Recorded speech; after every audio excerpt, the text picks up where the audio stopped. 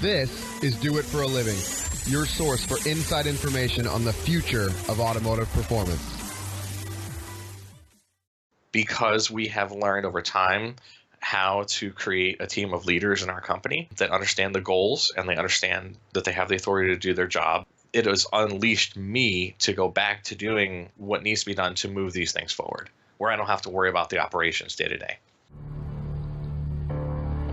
What's holding you back from starting or growing your business into what it can be? Well, if you're listening to this, it's not a lack of information. What you're about to hear is all you need to get motivated and start making waves. Do It for a Living podcast details the journey of today's true players in their own words.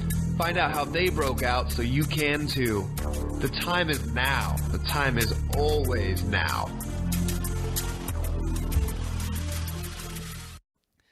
Welcome back to another episode of Do It for a Living. I'm Kevin Dubois with My Shop Assist. This week I've got Bob Morreale with the tuning school. He's the president there, and you know we've ventured into a lot of the different tuning. Schools, and this is a largely domestic-based tuning school, which I think is rather unique, and it's obviously one of the bigger markets for this. So obviously they've done very well, and I'm glad we can actually have this opportunity to talk. And I know that Todd actually originally set this one up, but we had some technical difficulties on that one. So I've taken the reins on doing this interview. So Bob, how are you doing today? I'm good. How are you, Kevin? I'm doing very good. And so I had a chance to, since I don't do domestic stuff, you guys have largely fell under the radar from what I'm normally accustomed to. But I did get the chance to kind of view your guys' Facebook and webpage and stuff. And I mean, you guys do a lot of, it's online courses as well as in-person courses, correct? Is that kind of the gist of it? Yeah, we have three basic ways of learning. One's obviously online, which the newer, younger crowd loves. Mm-hmm. They suck that right up. And then the other would be your live seminars. And then the last is the Learn at Homes, which is the more traditional learning method where guys like me, I think I turn 40 tomorrow, actually. I do. Yeah, tomorrow's the 30th. Man, I shouldn't say that. I'm catching you. It's bad timing. We need to redo this. But anyway, that's the way the guys like me like to learn is I like to, sit on the dyno and have a process and a checklist to physically check things off with and go through. But regardless, all the methods that we teach, whether it's online, Learn at Home, or in person, we provide the students get a process to follow when they go home and a year of support. So those are the critical items that we view as, sending home people to become successful tuners. Awesome. And so that's just like a really broad overview of it, and we're going to get into depth on this in this interview, I'm sure. So why don't we go ahead and get started with telling us about you yourself? Like, how did you get involved with, cars and tuning, and how did you get to the point where you're starting the school and running it? Sure. That's a long story, but I'll try and shorten it. That I started when I was 14, working on engines and mostly Fords, because you know how Fords go. They always need engine work. But the shop next to me is EcoBoost shop, and that's all he does is the Focus RS ST. And those are cool. Those things make some power. They really do. So yeah, at any rate, I started working on my first car when I was like 14, 15, and it was a 72 Mustang with a 302 and a 2-barrel. And the first thing it needed was a valve job. So of course we started by pulling the heads and working through that. And I had that car through college and rebuilt the engine and really got to know, carburation and stuff like that in the very beginning. So that was the very, very start for me. But even before that, I was a computer nerd, and I always worked on computers, and I worked my first computer program I wrote when I was in second grade. That's the level of nerdiness that you're dealing with here. And but I realized that cars are awesome too. And then later down the road when I got to college, I realized that, at that point, cars are starting to come with computers. Uh-huh. So I'm like, man, this is great. This is like the best of both worlds here.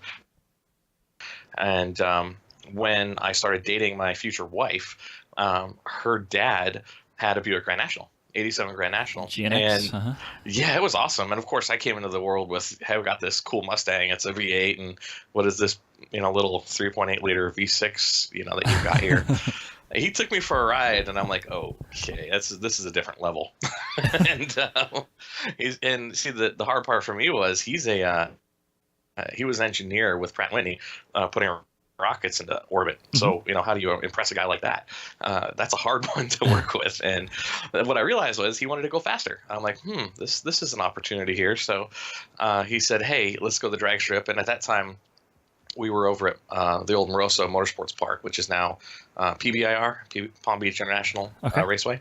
And we would go every weekend and take the Grand National. And in true engineering, methodical madness, we had a whiteboard with our baseline, and then we did one minor change at a time. And, we would do suspension, and we would do traction, and we would do ultimately the things that led to more power, where we realized that not just us, but our Grand National buddies, we would end up with a car that had enough parts to go, 10s, but everybody was running 12s, and we're like, well, this isn't right. If you read what everybody's supposed to run, we're all 2 or 3 seconds off the pace. Why is this?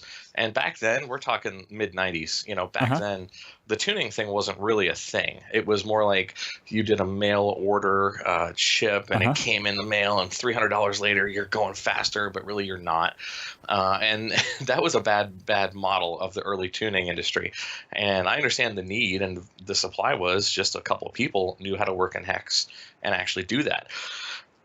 But that's where I came in and said, well, we want to go faster, and nobody will teach us how to do this. And so I remember looking at it going, well, I've been programming since 2nd grade.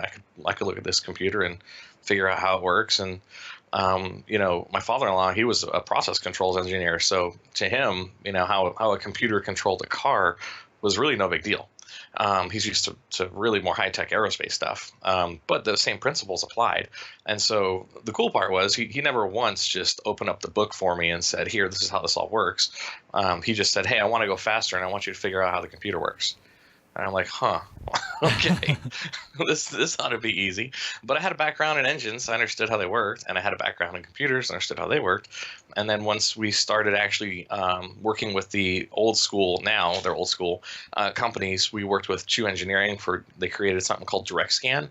That was the old scan tool we used for the Grand National, and it was really the best because it attached right on the ECM's bus. And we had, back in the day, this was top of the line, 18 frames per second, amazing data. And then after that, we worked with TunerCat, which is still in in works today. A lot of people still love TunerCat for OBD1 stuff, and worked with them on the Grand National tuning side. So I really started in hex, but realized, hey, a graphical interface is way better. So I can work in hex. I just don't like to.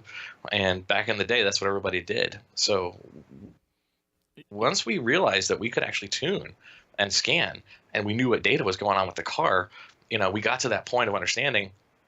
We went to the drag strip and left all the tools behind.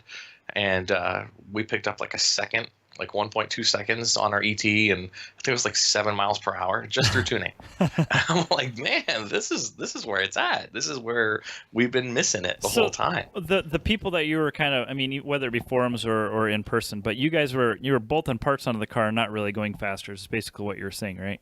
Oh yeah, it was crazy. It made no sense. You're like, why is this not going faster? It should be. But you looked at it, and obviously, even the old school guys that I'd hung around with, carbureted guys, we all knew, well, if you can't control spark advance, how could you even see if you're in the right ballpark? Yeah. You can't. So you need to be able to tune it.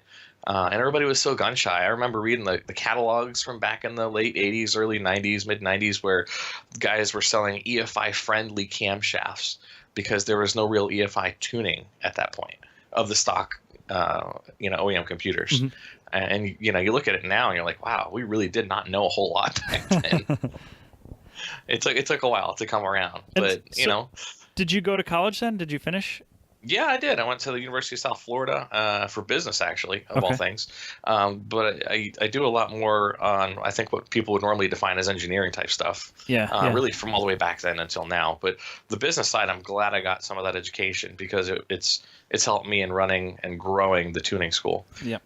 Because that's an ongoing process. Okay, I was going to say, you sounded very technical, but a business one is one that I kind of wish I had done more of.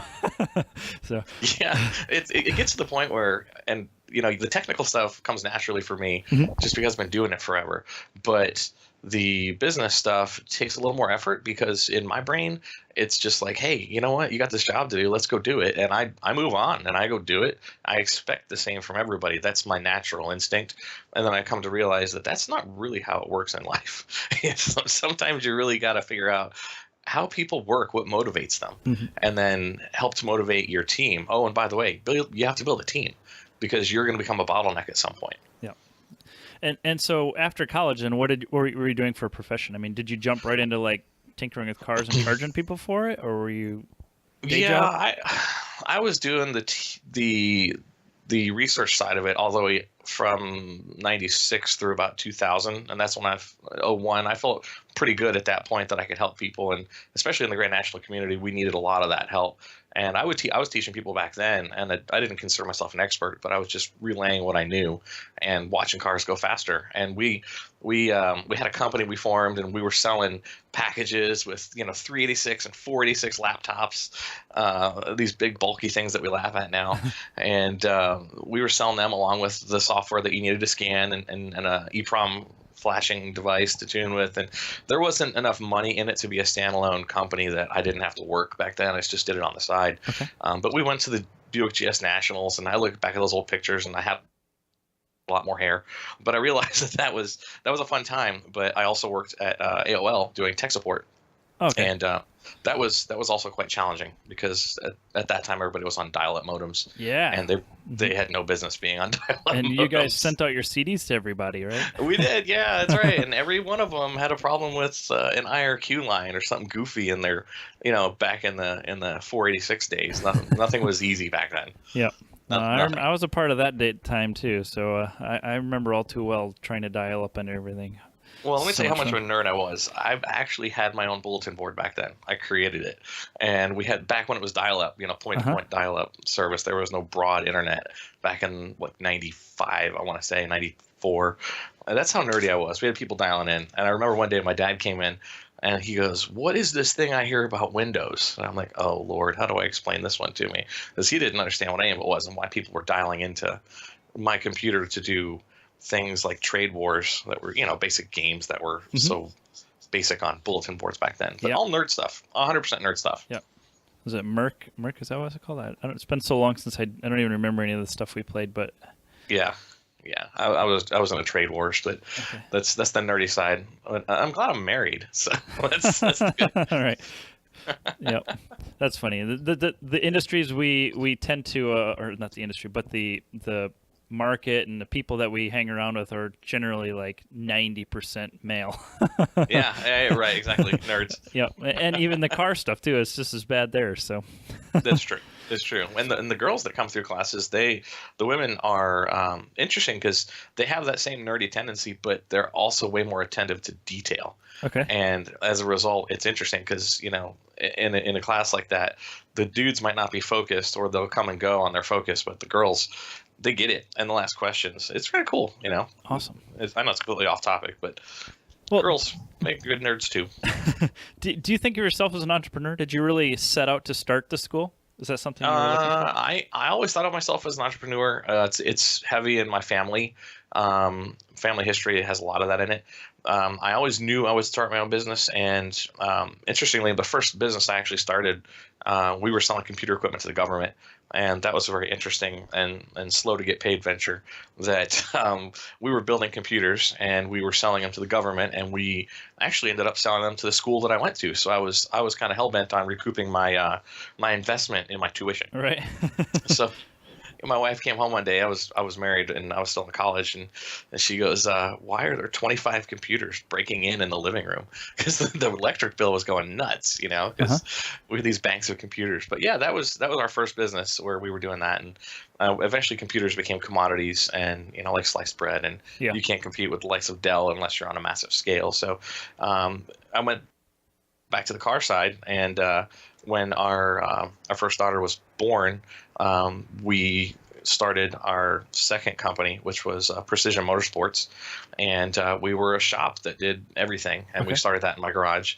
And I had been doing a lot of work in between the computer side and the engine side, learning things like airflow, port development, camshaft design, and had built my own flow bench and really just took probably 5 or 6 years in the early 2000s on that side of the world. So I would understand when I'm making these changes in the computer, here's what's actually going on in the engine.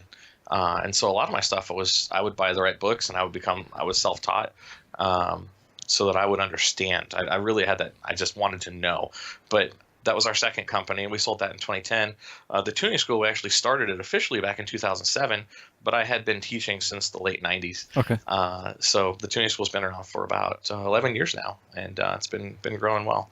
Has your location played a role in your success? I mean, Florida's a pretty hotbed for car stuff. There's a lot of events down there. So. It is. There's a ton of the domestic performance stuff here. I don't know that it would be any really different if we'd be anywhere else. I mean, occasionally we get students coming through classes in January, February because they want to get away from the snow. Okay. So that's not a bad thing.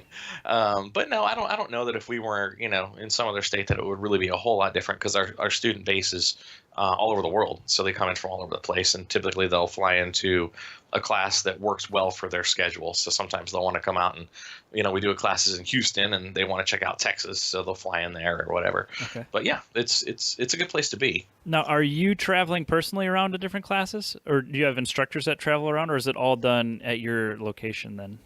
Both. We teach all over the world. We Okay. teach in Houston. We teach in Las Vegas. We're all over America. We do classes in Melbourne in Australia. We've been doing classes in the Middle East, in Dubai, Doha. Been in Kuwait. Been all over the place. And so in the earlier days, I did all the classes, and then I started bringing up instructors alongside me, and I wanted to make sure that it didn't matter who taught the class. The students would have the same experience. Which is why it's not named Bob's Tuning School, right? No. Yeah. And I'm not egotistical enough to think that I am the end all, you see, which I think is a huge problem in our industry, actually. Yeah. But, I like to learn something at every class that we teach. And the reason I say that is because it doesn't matter, even if I'm teaching it or one of our other guys is teaching it and I'm just there observing, it's the ground level experience that our students have, who are all shop owners, and they see things that we don't see necessarily because we're doing R&D on the dyno, in a more controlled environment. Mm-hmm. But yeah, absolutely, it's been a real growth thing. But we do have guys that are selected to instruct, and we have a process by which, if you haven't noticed, everything we do is very process driven. Mm-hmm. And we have a process by which we bring them up and make sure that before we unleash them on a class, that they have the understanding of, this is how we do it, this is why we do it, and this is the expectation for it, so that they are able to have the authority to make the class as awesome as they can. Okay. And you guys, you have a physical location, right? It's not just all done, I guess, virtually. Yeah. Okay. Virtually now, yeah. We're located in Odessa, Florida, which is about 20 minutes north of Tampa. Okay. Most of our students fly into Tampa, and we have a 5,000 square foot facility there, and we're currently looking for a larger place because we've outgrown it. Oh, awesome. Yeah. Well, congrats on that, right? Thanks, man. It's funny. It's just trying not to trip over your own feet. That's the hardest part. Yep. And have you ever really doubted yourself and wondered if this isn't going to work? What are you going to do, and how do you move forward from that? I think I might be dumb enough not to have self-doubt there. I don't know. But I don't know that I've ever doubted that it would work. I think the reason I would say that is because I've been through enough crap with issues with, either it was employees with theft or whatnot, that I kind of got myself to a point where I said, hey, you know what?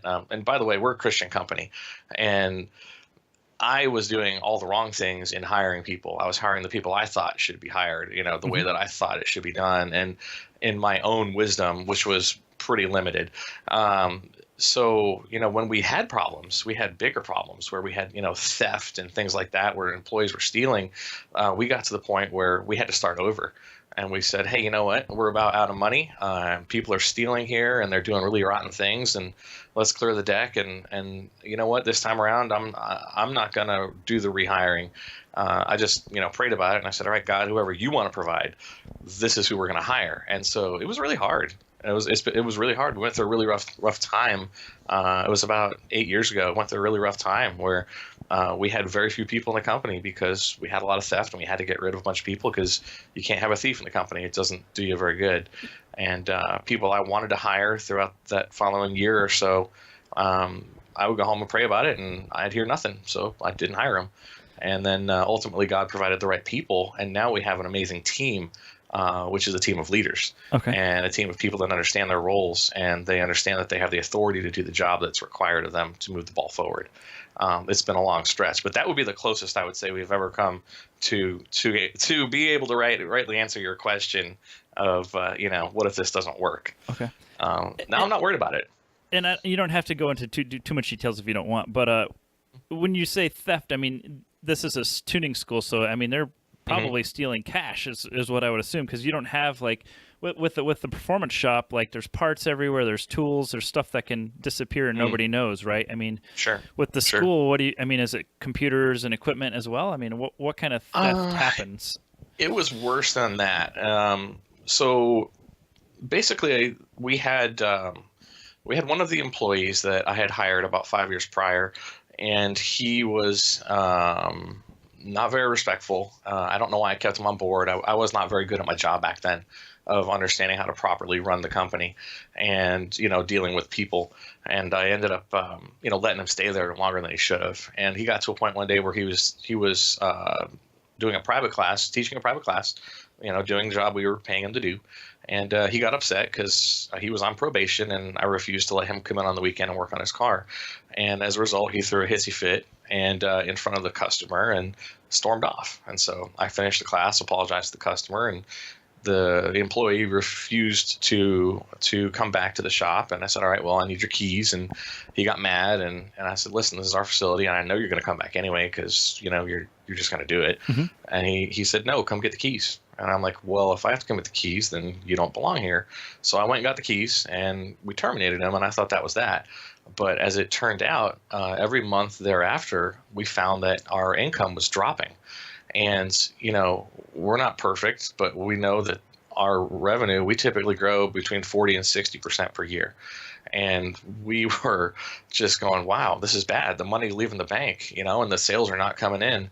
And every month it got worse and worse and worse until we were down to our last couple dollars. I mean, to the point of, man, this isn't going to go well. There's a problem. And we were looking around trying to figure out where the problem was. Did we have a problem with the product? Was someone bad mouthing us online? What have we done wrong here? And we couldn't find it. And ultimately one day we figured out what was going on. Was the guy that we had fired was really good friends with the sales guy at the time. Okay. And as it turns out, the sales calls were coming in, which was the hard part because I always heard the phone ringing, but they wouldn't convert to sales. And what was going on was, I guess he would go home and call the customers, and then he would feed all those sales to the guy that we had fired. Okay, so he was stealing the business on the side then, essentially. Absolutely, okay. And he was still getting paid by us. And so ultimately, in the end, when I figured out what was going on wrong, we asked the sales guy, "Why would you do this to us?" Because we took really good care of him from the beginning. And he said, well, in the end, he offered me a bigger kickback than you were paying me in salary. And I'm like, whoa, okay, yeah, it's time for you to go because there's no ethics there. And, that was the breakdown I was talking about. And the worst part was when I figured out what was going on, I had already given him my last $10 for lunch. So I was like, this is awful, man. But that's how they stole from us. And that's how we had to clear out the deck and just say, listen, we're starting over because clearly I can't hire the right people. I've got it wrong. And I had to go back to, ground zero and say, okay, Lord, you got to provide because I'm not getting it. And that's definitely the closest we came to it. And that's definitely how they steal from you. And it's crazy what people will do, especially when you have the wrong unethical people. Mm-hmm. Yeah, it's I've never had anything happen like that, but it's kind of shocking that people would steal from the hand that feeds, right? Is that what it is? Bite the hand that feeds? Yeah, absolutely. And the worst part was that dude I'm talking about, the sales guy, he needed a job desperately. And I gave him a job because he was going to lose all his stuff, lose his house and all these things. And I don't know if you've ever heard of Dave Ramsey's Financial Peace University. Yep. Mm-hmm. Okay, so we paid for him and his wife to go through that so that he would no longer live paycheck to paycheck and have those issues. And then this is how we got repaid. So I would call that a bad investment in time and people. That was not a good call. So my next question, and you probably just answered it, but what is the worst experience you've had in business? Do I need to repeat that one? I think it's a good one. Okay. And I mean, what's interesting to me is you started this business, or at least the school in 2007, which as we all know was an unfortunate time to start a business. And was it really just kind of, just getting started and not anything major at that point, where the economy tanking didn't really make that big of a difference, or was that hard on you guys as well? It's kind of odd how it played out because, rewind a little earlier to the other company I told you about, which was the shop. We ran that. We owned that from, I think we started back in 2003 and we sold it in 2010. But during that medium time, back in like 2007, what we found was I was teaching, right, people how to tune because the demand was there. And the companies were coming to us saying, hey, can you teach our product like HP Tuners? And so we were doing it, but it became the best-selling line item of the entire company, of Precision Motorsports at the time. And yeah, we did a lot of heads and cam installs and superchargers, and yeah, that made a lot of money. But if you look at where we were doing really well, it was clear what our niche really should be. Okay. And that was in teaching. Gotcha. So yeah, but economically speaking, because it emerged from a basic item that we sold, from a different company into its own company, into its own brand. Okay. It was okay that it took a little while to get rolling. Gotcha. Okay, so because we weren't like dependent upon it. You kind of came out right as the economy was coming back then, and that's where it's been growing from there, essentially. It has. It was tough in the beginning, but we saw demand, and I was okay with it as long as the demand just continued to go. Where I thought it should, and I just didn't want to go through another experience where we were assembling computers, and it turns out they became dirt cheap over time. You don't want to end up selling a commodity like that. Right. That's just not. That's not a winning long-term strategy. Okay. And so, what are you doing right now that has you fired up? Right now, I'm working on the Dodge course. Okay. So our new Dodge course is due out very soon.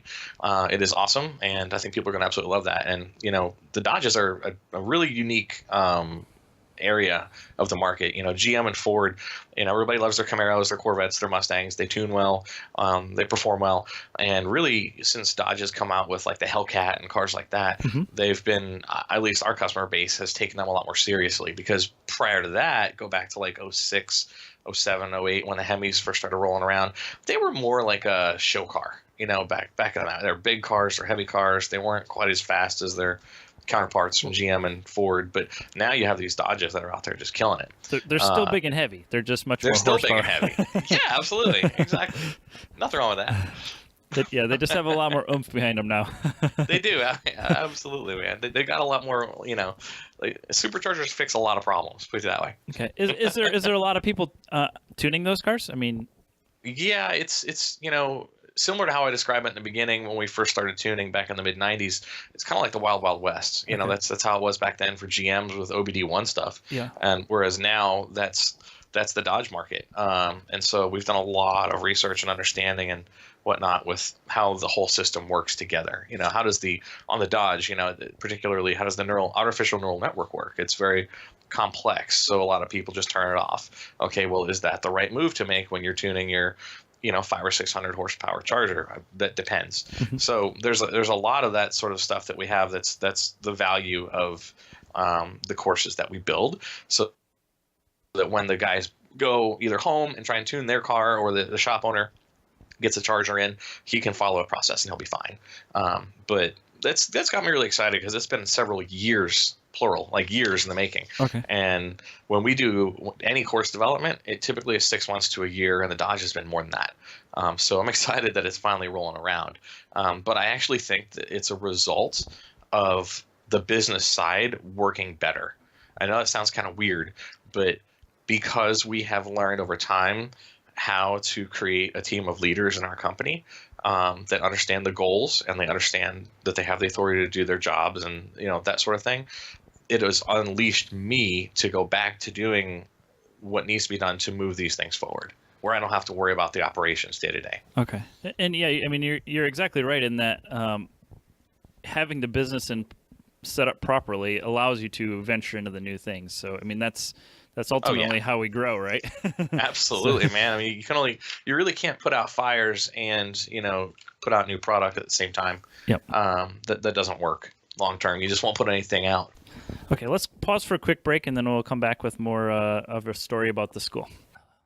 We all know owning a shop is difficult, so we created My Shop Assist to help you manage the various jobs.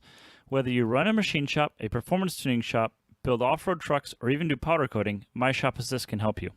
It is completely online and will help you schedule the jobs, log time on each task, track parts orders, and take pictures of the work. You can even export your jobs from My Shop Assist into QuickBooks as invoices.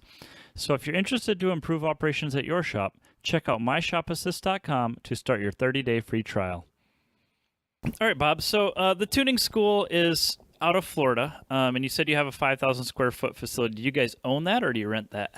No, we've been leasing that since 2010, and we looked into purchasing it this year, but got hung up on the parking, I think, which is pretty much a universal issue. But we're currently looking for a bigger place with larger parking. Okay, so it's good that you don't own it because you can move. Yeah, absolutely. Freedom. And how many people are with the company?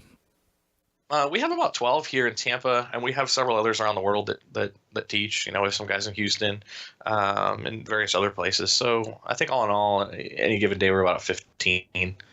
Okay, and how is the business? I mean, you explained like early, like 2007 to 2010, kind of getting the business started. But how has it changed over the years? I mean, how have you grown to where you're at? So we kind of along the way, we had several points where we were forced to grow. And it's an interesting thing to go through that because one of the older mentors I had, back when we were really young, he said, you know what, it's easiest to run your business when you don't have the growth going on, where you're just kind of treading water. But the problem is you get complacent.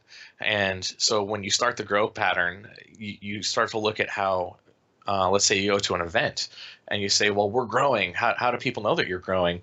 Well, one of our old instructors said to me once, he said, hey, there's this thing that it's like a phenomenon. It's called perception is reality.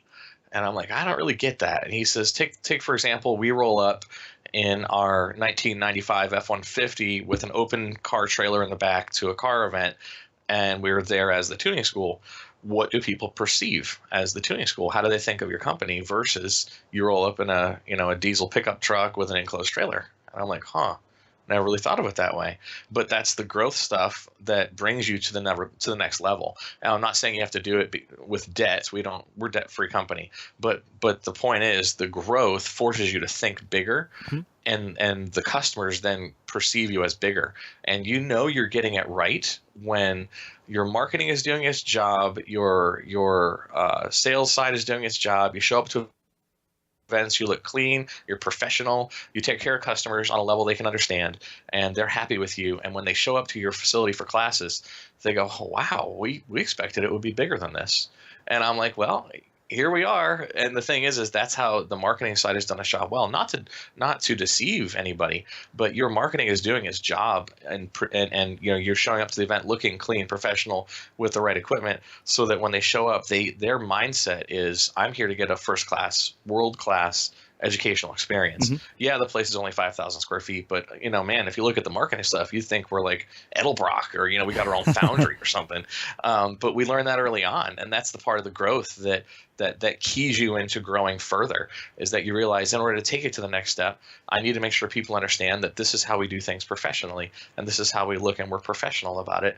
And I think that that's a huge problem for the performance industry as a whole, is that we all started this as hobbyists because we love cars, and that doesn't necessarily translate into a professionally run organization. I mean, you just kind of touched on a little bit of it here. I mean, you're a professional organization, and you've got 12 people with you right now, right? So do you find it difficult managing, the people and the business and getting, teaching the classes? And how have you kind of broken that down, and what tools are you using to keep it all organized? That's a good question. For us, as we've grown, and we normally will do a 50 or 60% growth every year. That means we bring in several people a year, and when we got past the level, this may seem tiny to most people, but when we got past 5 or 6 people, I realized that we had to make some changes with the structure of how we do things. So to answer your question of how do you do, company development, cultural development, teach classes, research and development, all these different things, once the number exceeds about 4 or 5 people, you can't manage it anymore. Mm-hmm. You cannot.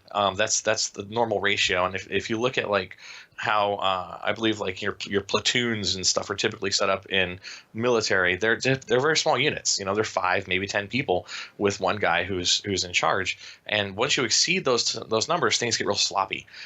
So we one of the biggest things for us, this is not a commercial, but this is just the truth, was we attended the Entree Leadership Master Series, which is run by the Dave Ramsey Group. And it was a huge monetary investment. It was not tiny. It was huge.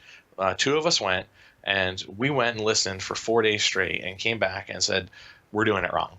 And the money we invested in that, we have found has come back several times over because of the structure that you're asking about. We understand that the leadership team has to be in place, and the people on the team have to understand not only what they're doing, but why they're doing it, so that they can make decisions without having to run up the chain. Because if you look at any automotive performance company that is not professionally run, which is probably 95% of them, and I don't mean that rudely, it's just the way that truth. It's just the truth, right? Right? Everybody wants to do their job and they want to win, but they have to go ask somebody if they can do it. Am I wrong? It's like this dude needs to go buy a product to make a customer happy, but he can't do it because he's afraid he's going to get in trouble. And I've talked to people all over different companies, from tiny to hundreds of employees in our industry. And everyone, the common complaint was, I don't have the authority to do my job. And so when we got back, we said, how do we make sure everybody has the authority to do their job without worrying about getting in trouble? And the reality is we skipped a step. And the step in that growth that we didn't know we skipped was we didn't have the company's core values in place. Okay. And people typically skip it because it sounds kind of dumb. And like, well, I know what we do. I know who we are, blah, blah, blah. But no. The leadership of the company has to get together and to spend like a couple days or a week. Like, it took us several days to say, who are we really? And the reality is, like, our core values, and I'll just tell you what they are. They're integrity, knowledgeable, excellence, golden rule, and innovative. And so if you ask anybody at the company, who is the tuning school, they should be able to answer that for you. They should be able to say those things. And the reason they should be able to say those things is not because I think they should. It's because that's the basis by which they make their decisions day to day. Okay. So, for example, if our sales guy is on the phone and he's got an irate customer, which randomly happens, but sometimes it does, and the customer could be wrong, right? He knows that he has the ability and the authority to say, operating off of the principle of golden rule, I thought this is how I'd want to be treated in this guy's situation. Maybe he's got a legit complaint, so therefore I refunded his money. Okay, cool. So he can't get in trouble, and he can do his job with the authority he needs, knowing the boundaries he's to work in. And for us, with the number of people we have now, we've created teams, and so each of those teams has a leader. But make no mistake, anybody in that team has the ability to do that. And they could refer to anything, and they say, based on the integrity principle here of our core values, I felt like this dude needed this, and I wanted to take care of this or that. And they didn't have to wait 3 months for an approval or go through red tape. Does that make sense? Yeah, absolutely. And you're exactly right too. And it also, I mean, if you're a 2-man team, there's less of that going on. But when you get to like 5 or 6, then that's when you start having people. And this is probably exactly the situation you're talking about. Is like when I go visit shops and you have an owner or manager, and then you have 4 technicians, and 15 minutes of talking to the owner manager, then you have 4 technicians standing behind you waiting to ask the manager a question. Absolutely. And none of them are working on cars because they all have, what do I do?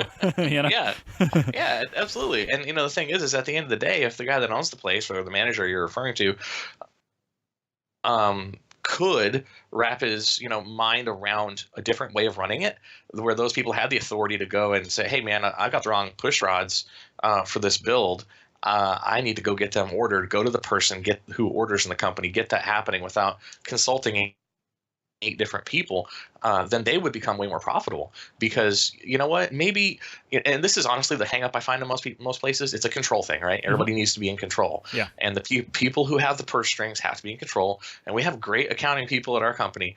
And the reality is, once they realized that nobody in the company had the plan to just, run the place in the ground, but they needed the push rods, Well, how do they get the push rods? Get it to the right person and make it happen. Even if it costs $5 more, the fact that the throughput went up because that person didn't chew up 4 people's time for an hour each. That's 4 hours to get some approval to get some push rods. It's ridiculous, but it's what hampers businesses from growing.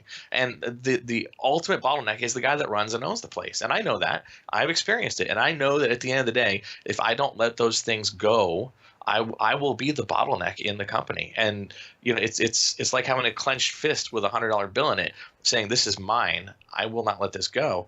But I also can't receive any new money if I don't open up my hand. Yeah. Does that make sense? Yeah, the time waste is like mind-boggling, and that's crazy. where the money comes from, right? If you're wasting all your people's times, you're not making more money. It's exactly right. Yeah, absolutely. It's crazy.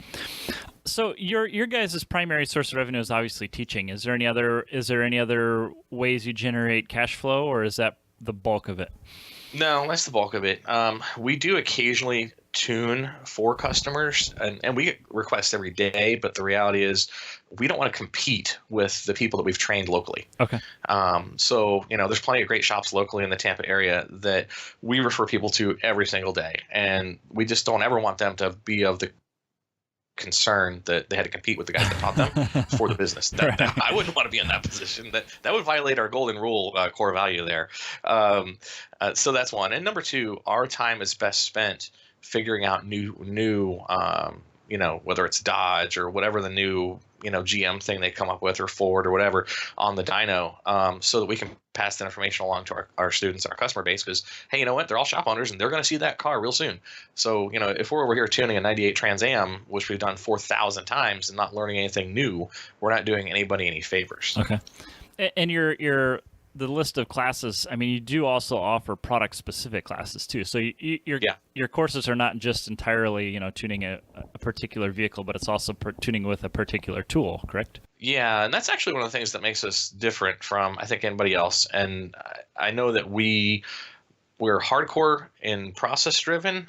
So if you come to learn, say you come to a GM class, you're going to learn how to tune a bolt-on, heads cam, and forced induction. Those are all processes that are split out, but they're all included. You will learn how to tune those on a GM, of particular, like GM Gen 3, Gen 4. That's a great class. It's really popular. You go back home and because you learn to use a specific piece of software like HP Tuners or SCT. So nothing we do is generic.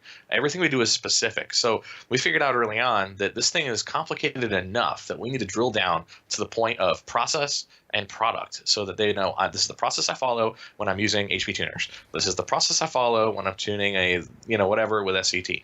So that they go home, they open up their HP Tuners, their SCT, or whatever they're working with, and they have a process to follow, and it matches and it works. And that's why it works well for us. And you know what though? There's other schools that teach good in more of a broad term or broad sense than we do, or maybe more theory than we do. And I like that. I talk to people all the time, and they go, "Hey, where should I go?" I'm like, "Well, you really ideally should make the rounds. Get some learning from everybody." And from the business perspective, I think they say like a rising tide raises all ships. So hey, guess what? They love their experience over at this place, and this place recommended. We have a good relationship with like EFI University. I'm like, you know what? They have some great processes on that. You should go to the tuning school and get those. Okay, cool. And so we kind of we circulate people around that way, so that where the expertise is, they know to go get it. Okay. Yeah, and that's interesting, as you've kind of mentioned it, and I don't know if this is the case for you or not, but you said you do a bulk of what you do is maybe B2B, so you're reaching out to actual businesses and the tuners at those shops. Is that true, or are you dealing with a lot of like, I guess do-it-yourselfers and enthusiasts? I would say it's probably an 80-20. Most of them are shop owners. Okay. But we do get a fair amount of enthusiasts, and then your government guys always come through too. They're the fun guys to work with. Like, what do you mean the government guys? Like EPA people? Is that what you mean? No. Well, they've never admitted it if they were, but the guys that come through typically run fleets. And okay. Yeah, it's really funny because it's part of the whole the government's do as I say, not as I do kind of ethic. Yeah. And they send guys through, and they learn how to tune for performance stuff. And we tell them up front, we're here to learn performance tuning. And they say, yeah, we know, but we've heard the side effects are better gas mileage. And we're like, yeah, it could very well be. I could see it depending on how you drive when you're done, right? Let's be honest. Most of the customer base isn't going to look for that. They're looking for, better performance, better whatever it is. And, the gas mileage is secondary to that. But on a side note, it is still an air pump, and when you improve the efficiency of an air pump, if you're doing it on a bone stock, cruiser, or what I mean, a pickup truck or a police car, they do get better gas mileage. We just don't advertise it, and that's because I honestly think most gas mileage junk is snake oil. Most of the stuff you see, fuel economy improvements is snake oil. But we do have magnets on your fuel line. Yeah, dude. Oh my gosh, I have some stories. Oh my gosh, we've had and that's the second story. But anyway, they come through class and they learn how to do performance tuning, and a lot of them apply it to their fleets. And then they call us back and they go, "Hey, man, we picked up 2 or 3 miles per gallon. Thank you." And I'm like, "Hey, you're welcome. It's just it's a happy side effect." But aside from that, it's a broad customer base. GM and Ford are the most popular, and Dodge is coming up pretty quickly. Okay. And now the hardest part of, I think, running a business is how are you generating sales? Like, how do you market, to other shops? I mean, how do you get those people in your doors? Sure. So we do it kind of in a different way. We don't want to be the hero. We want to help be the guide. Okay. So if you ever want to read a book, there's a book called Story Brand by Donald Miller. And we read it, we understand it, and that's the model we use. So what that means is if you talk to us on the phone or if you go to our website, you will see the same method, which is we're there to help guide the customer to becoming a hero, which means, think about it from the customer's perspective. They don't want to learn from some arrogant dude. That's everybody in the tuning industry. They don't want to try and learn from some arrogant guy. They want to learn from someone that wants to be a guide that will walk them through the path of learning how to tune properly on what their goal is. And so we're here to be the guide along the way of making them into the hero that they want to become, which is the whole premise of Story Brand. And it works pretty well for us, and we use that on any type of communication we have. So if it's videos, we do a ton of videos. We invest a lot of money into video production. We use Tuned Media, which is actually a company that we spun off from all the internal videos that we created. Okay. Because we had a lot of people saying, "Hey, who makes your videos? They're always awesome." And we pay a lot of money for the best people that you can buy to do video production, video editing. Expensive. It's very expensive. I mean, seriously expensive. But the people we hire, we looked at this a couple of years ago and we said, you know what? For us, it's a yes or no decision. There's no gray.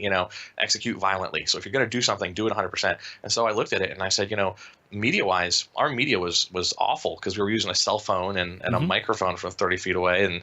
But I said, wait a minute, it got a response. People learned something from it, and we got business from it. And those were videos that we put up on YouTube or Facebook. And when we put money into it and we hired the best people that we could find, it became such a great thing that it doesn't have to be us pounding, sales blurbs over people's heads or commercials. We don't even do that.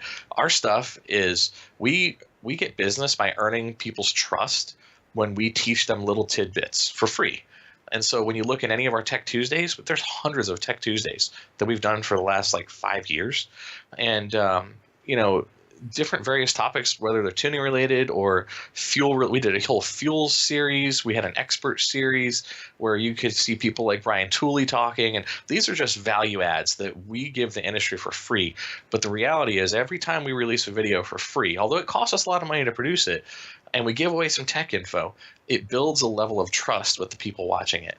And so the people watch it and they go, hey, you know what? I like these people. Maybe one day I want to learn to tune. And so maybe that's 3 years from now. And they go, I remember that video I saw from the tuning school, and I'm going to try them out. They seem like cool dudes. And they gave me some free info back in the day, and it was worthwhile. It wasn't just a sales pitch. Okay. If that makes sense. Yeah. And you guys, do you do any trade shows at all, or is it mostly just videos and YouTube and Facebook and that sort of? I mean, obviously a lot of word of mouth. Word of mouth is big for us. And that's a huge indicator. So if word of mouth isn't working for you, then you're doing something wrong.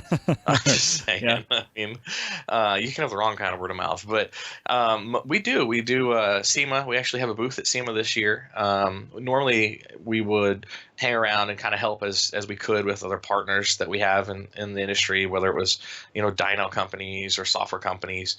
But we still do that, but we do have a booth at SEMA this year. We've had a booth on and off at PRI for, I don't know, a couple of years.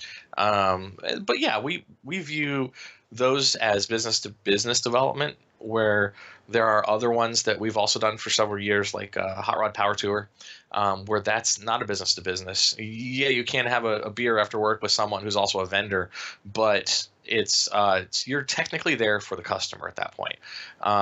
And that's kind of an interesting thing because, when we were smaller, I didn't realize there was a difference. I just said, oh man, we're going to SEMA and it's awesome. And, I think everybody starts that way. And then you realize SEMA is a part of the whole strategy, whereas that's business to business.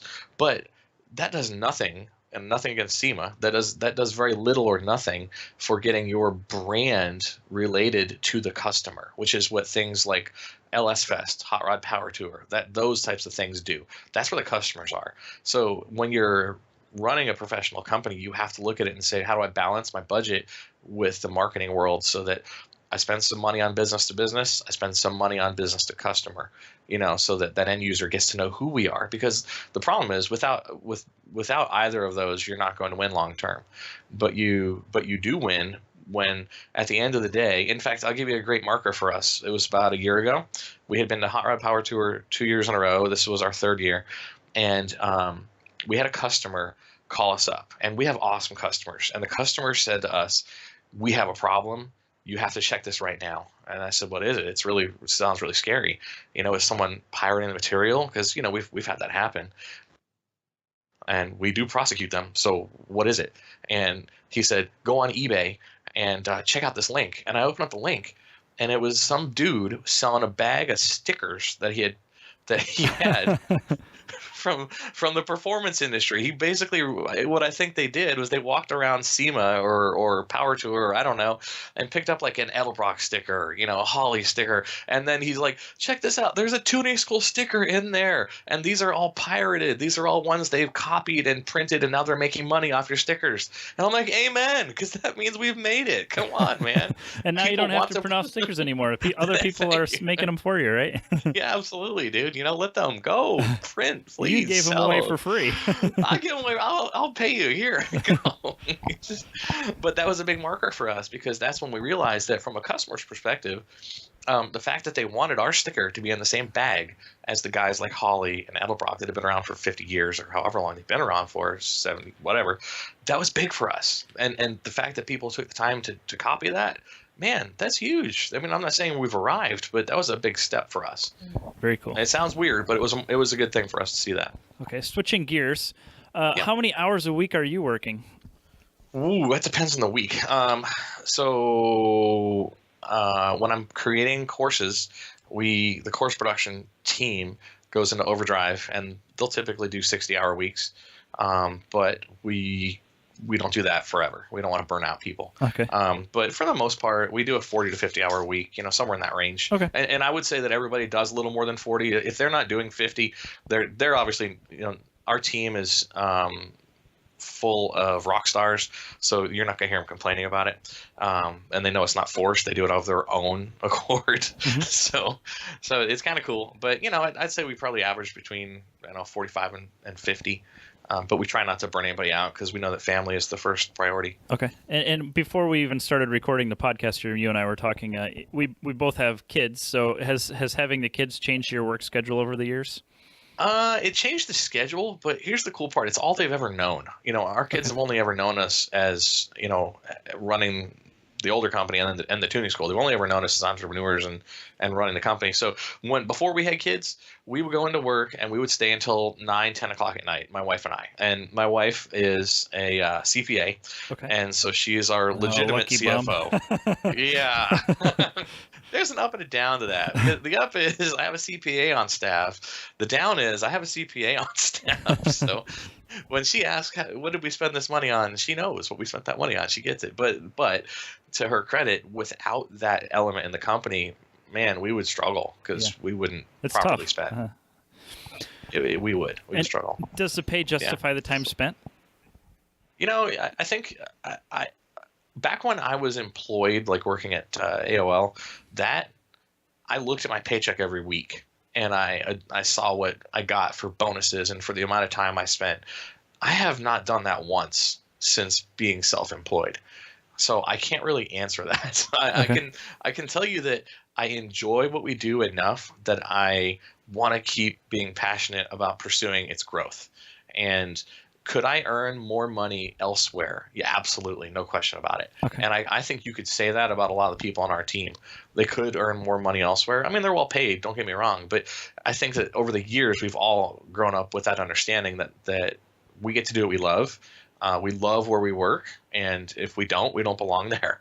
So the whole thing goes back to the money, and yeah, we're all paid well enough. But does it justify it? I think it justifies out. I think it justifies out in the fact that we get to do what we love. Okay. And what's something that you personally struggle with in business, and how do you deal with it? I struggle with personality differences. Okay. So if you've ever taken the DISC profile test. No. You'll maybe know what I'm I have. I think maybe I know what you're talking about. I don't know if I've formally taken it though. Okay, well, if you've heard me for any length of time, you know that I'm a driver. I'm a guy that wants to make a plan and go, okay. and I don't like to be in the details so much when we're talking about business stuff, you know. And of course, I'm in the details a lot when we're talking about creating a course, but I'm ready to roll. I'm like, hey, we need to build a bridge. Let's start building the bridge. And so my conflict comes when I work with people that are not drivers, because there are other types of personalities they're more stabilizers, and they're like, well, it's cool that you want to build a bridge, but have you thought that through yet? And do you have all the bricks you're gonna need for that bridge? And I'm like, I don't need no. Just grab some steel and let's start building the bridge. But I have had to learn that I had to temper myself to go, wait a minute, there's a reason these people are here, and there's a reason that their personality is the way that it is. Even though I struggle with it because I want to go make it happen tomorrow, the reality is when I have learned how to temper myself, and maybe it takes a month to build that bridge instead of my vision, which is next week it's out, the product is much better. Okay. So, but it's good, but that's a huge struggle for me personally. Okay. And do you have a 1-year plan for the business? Oh yeah, absolutely. Is it formally documented, or is it just kind of the direction you want to go with it?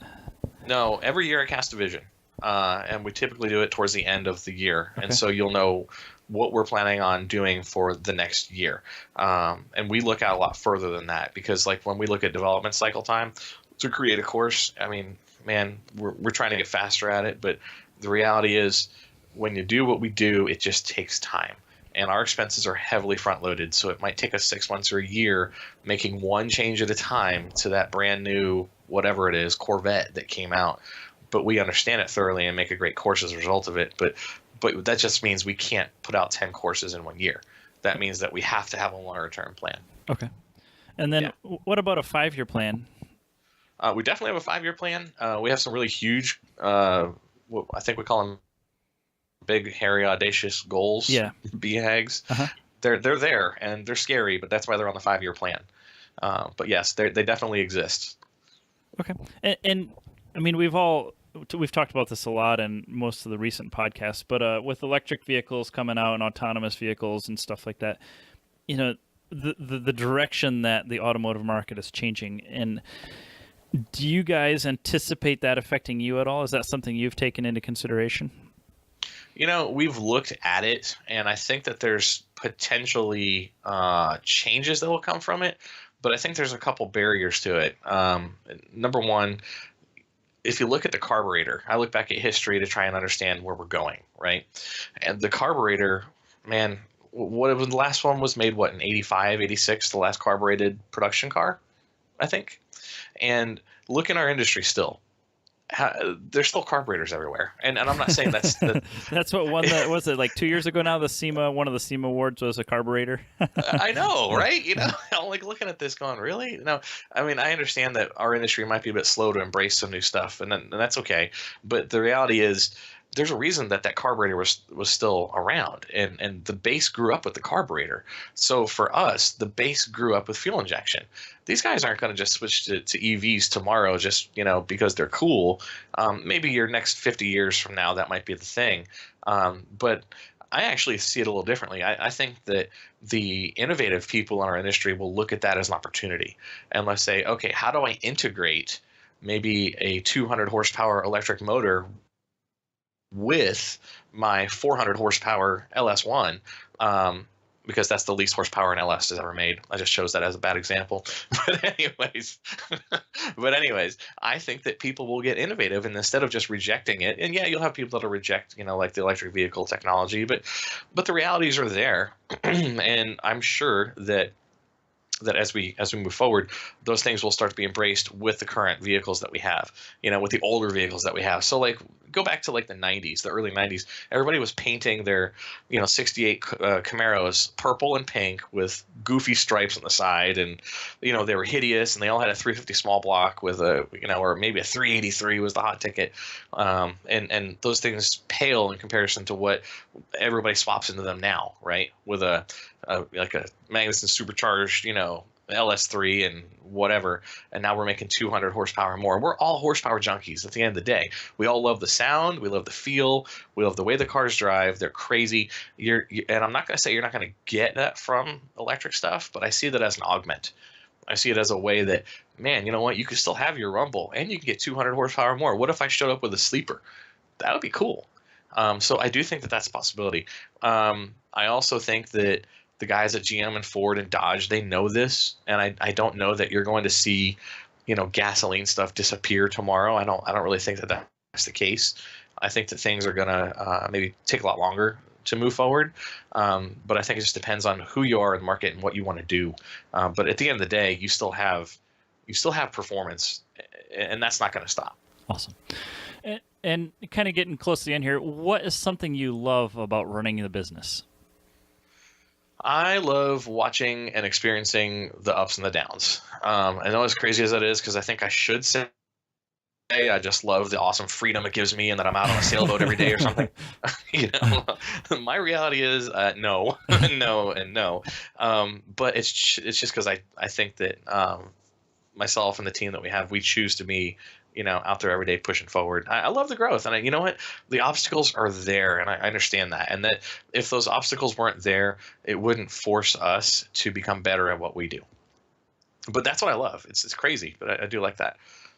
And what are you daily driving? Depends. Most of the time I drive a Ram 2500 that we use for towing and stuff. So I've been driving that a lot. But my wife, who, by the way, is the most awesome wife on the planet, she went out of her way, and I'll make the story brief. I was on Hot Rod Power Tour a couple months ago. We were in the company's Charger driving through a small town in North Carolina, and I saw a BMW M5, and it just happened to be, I was at the stoplight, I saw this M5, and it's a V10 M5. I don't know if you've ever driven one or, yeah, it's a 2010 model, right? Yeah. And oh man, I don't have time for this, but we're going to stop in and look at it anyway, because I've loved the V10 in that car. It's an 8,500 RPM kind of engine. It's just manic. It's crazy. And I had an older one back in 2006. We had one, and we sold it. And it's the only car I've ever sold that we really missed. I've sold lots of cars, but something about that thing, it's not refined. It's nothing. It's just a brutal. It's a sledgehammer. And I went out and checked it out, and I was like, holy crap, this thing is amazing. And I'm like, you know what, I'm on Power Tour, but I'm gonna move on. And I left the car, I left it there, and I go the rest of Power Tour, and I called my wife. I'm like, hey, how bad would it be if I came over with an M5? She's like, well, it's not the end of the world, but aren't you kind of busy on Power Tour? I'm like, yeah, I am. So I came home, and I moved around a little bit like a little kid, who hadn't gotten his way. Yeah. And that was me being, just young and stupid and immature, right? This only happened a couple months ago. I still do that. Yeah, you get it. You're like, man, this was the coolest thing ever, and blah, blah, blah, blah, blah. And my wife, she played a cool trick on me, and she goes, yeah, that would have been nice. It's just, maybe the timing was wrong, and blah, blah, blah. And so about a week or two later, she goes, hey, I want to take a trip to Savannah with my girlfriend, and we're gonna go to a spa and blah blah blah. I'm like, that's cool, have fun. I'll watch the kids. So I thought the whole time she was in Savannah doing this, right? And she comes back home from Savannah, quote unquote, doing the doing the girl spa trip. and we go out to dinner, and our friends are there, and I'm like, oh, this is kind of nice. And she goes, well, we're going to this really nice steak restaurant, and no real special crazy occasion, but my 40th birthday is coming up at August 30th. And I said, okay, that's cool. So we have a nice dinner, and we go outside after the end of the dinner, and they had valeted our Charger, our Dodge Charger that we took in. And of course, I'm sitting there waiting for the valet to pull around with the Charger, along with everybody else who had arrived. It was really weird feeling, because you know how normally you leave a restaurant and everybody gives their keys to the valet and they go their separate ways? Mm-hmm. Well, nobody did that this time. They all just sat around me, awkwardly staring at me, and I'm like, y'all are weird, but that's okay. So I happened to catch out the corner of my eye. A black M5 comes around the corner. I'm like, oh man, that's just cruel. And one of the guys looks at me, works at our company. He goes, yeah, Bob, that's weird. How many black M5s did they make? I'm like, not many, man. Ron can tell you it's not many. And he goes, wow, what are the odds? And you know, looking back now, I know what he knew. And the dude gets out, the valet gets out, walks up to me, he goes, sir, here's your keys. And I'm like, nah, you got the wrong guy. And he goes, no, here's your keys. It's your M5. And I'm like, man, you don't understand. Now I'm getting mad because this is just cruel and unusual. And my first thought was one of these dudes, you know, paid this guy to do this just to tick me off. And anyway, he goes, no, seriously. And my wife looks at me. She goes, hey, babe, let's go for a ride. Happy birthday. And I'm like, you're the best wife ever. You completely fooled me. I had no idea. I've never been so fooled in my life. And so, man, I was just like, are you all? And everybody was in on it. Everybody. There had to be 8 or 10 people there. They were all in on it. And she actually flew to North Carolina, picked up the M5, drove it all the way back home, hid it for like a week. It was amazing. And everybody knew but you, so everybody knew me. So my real daily right now is I daily drive that, which is a sledgehammer, and I love driving that thing. Very cool. And I think I upset a lot of people in traffic, but I'm okay with that. Okay, and to finish this thing out, how do we connect with you and your company? Sure. So we always love talking to you guys, the customers. So if you're face-to-face or, phone type person, you can always reach us 727-264-8875. That's our company line. But if we also have web chat on our website, and the normal other channels too, like Facebook and Instagram and whatnot. Very cool. Well, Bob, I really appreciate you taking the time and sharing your story with us. Yeah, absolutely. It's been a blast. Thanks, man. Thanks for listening to Do It for a Living.